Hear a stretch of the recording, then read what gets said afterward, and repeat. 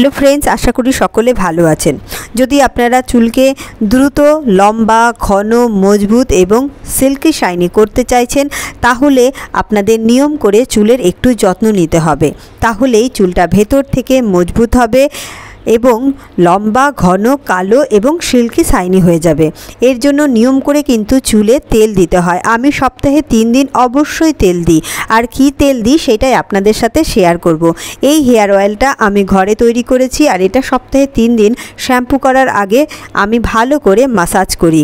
এর জন্য এই যে তেলটা আছে কিভাবে তৈরি করবেন সেটা আপনারা দেখে নিন। তার আগে এই চ্যানেলটাকে অবশ্যই আপনারা সাবস্ক্রাইব করে নেবেন এবং ভিডিওটাতে অবশ্যই লাইক দিবেন এবং ফ্রেন্ড ফ্যামিলিদের সাথে শেয়ার করবেন।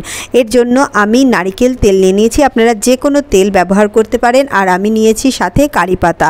কারি পাতার মধ্যে প্রচুর পরিমাণে অ্যান্টিঅক্সিডেন্ট থাকে, যেটা আপনাদের চুলের গোড়া শক্ত করবে, অকালপক্কতা দূর করবে, চুল পড়া বন্ধ করবে আর নতুন নতুন চুল গজাতে সাহায্য করবে।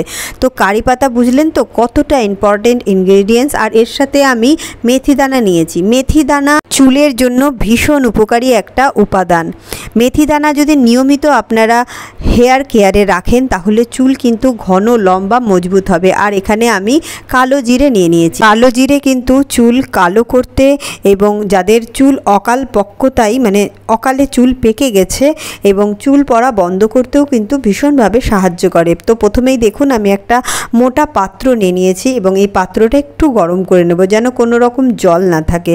তারপরে দেখুন এখানে আমি আমার চুলের পরিমাণ মতো আমি নারিকেল তেল নিয়ে নিয়েছি। আপনারা কিন্তু সর্ষের তেল বা সেসমে অয়েল, যেটা তিল তেল বলে, বা অলিভ অয়েল, যে কোনো তেল আপনারা ব্যবহার করতে পারেন। আর আমি একটু বেশি পরিমাণে তৈরি করে রেখে দিচ্ছি, কারণ হচ্ছে এটা আমি 3 মাস পর্যন্ত কিন্তু নর্মাল টেম্পারেচারে রাখতে পারবো। তো এখানে দেখুন প্রথমেই আমি তেলটা গরম হলেই কারি পাতাটা দিয়ে দিচ্ছি। কারি পাতাটার সাথে সাথে একে একে প্রতিটা ইনগ্রেডিয়েন্টস আমি এখানে দিয়ে দেব এবং এই তেলটাকে একটু সময় ধরে একদম আঁচটা সিম করে দেবেন। এইভাবে নেড়ে চেড়ে অন্তত 15 মিনিট ফোটাবেন। তারপরে এই তেলটা যখন ফুটে যাবে, ঠান্ডা হয়ে গেলে একটা কাচের জারে ভরে রেখে দেবেন। কাচের জার এই জন্যই কারণ তেলটা সহজে নষ্ট হবে না। আর এইটা নিয়ম করে শ্যাম্পুর আগে চুলের প্রতিটা গোড়ায় গোড়ায় ভালো করে স্ক্যাল্পে ম্যাসাজ করবেন এবং চুলের গোড়াতেও ম্যাসাজ করবেন। চুল কিন্তু আমাদের ভালো রাখতে গেলে তেল ম্যাসাজ করতেই হবে, কারণ চুলের মেন খাদ্য কিন্তু তেল। সেই কারণে নিয়ম করে আপনাদেরকে হেয়ার অয়েল ম্যাসাজ করতেই হবে। দেখুন এইভাবে আমি তেলটা কাচের জারে স্টোর করেছি। আর প্রতিদিন আমি অন্তত সপ্তাহে 3 দিন, যেদিনই আমি শ্যাম্পু করি সেই দিনই এরকম চুলের গোড়ায় গোড়ায় ভালো করে তেলটা ম্যাসাজ করে সেই দিন আমি পুরো রাত রেখে দিই। পরের দিন আমি যে কোনো একটা হার্বাল শ্যাম্পু দিয়ে শ্যাম্পু করি। ঠিক এইভাবে আপনারাও যদি চুলের যত্ন করেন তাহলে দেখবেন আপনাদের চুলের টেক্সচারটাই অন্যরকম হয়ে গেছে। নিয়ম করে চুলে কিন্তু তেল ম্যাসাজ অবশ্যই করতে হবে।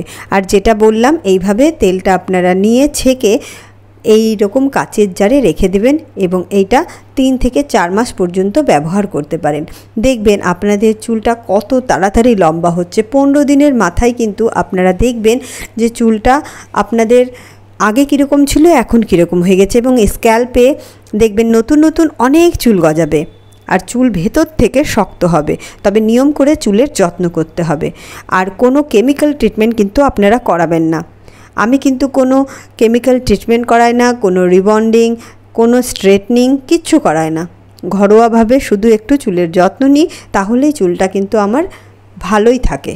তো ভিডিওটা ভালো লাগলে আপনারা লাইক করবেন, চ্যানেলটাকে সাবস্ক্রাইব করবেন। আর এই ভিডিওটা চাইলে আপনার ফ্রেন্ড ফ্যামিলিদের সাথে শেয়ার করতেই পারেন। আর যদি কোনো কোয়ারি থাকে আমাকে কমেন্ট বক্সে কমেন্ট করতে একদম ভুলবেন না। ভিডিওটা এই পর্যন্তই, আবার একটা ভিডিও নিয়ে আসবো। Thank you.